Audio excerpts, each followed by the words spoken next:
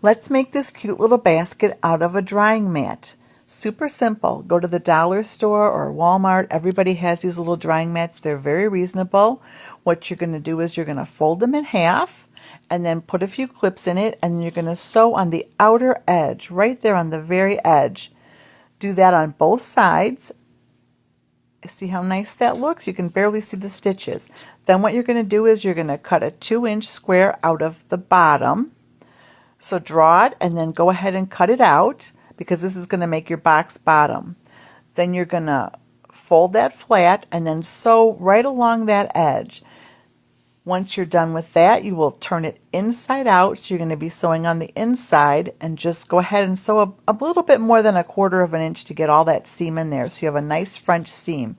Then go ahead, turn it right sides out again, and fold the top down, and you have the cutest little basket. I hope you make one.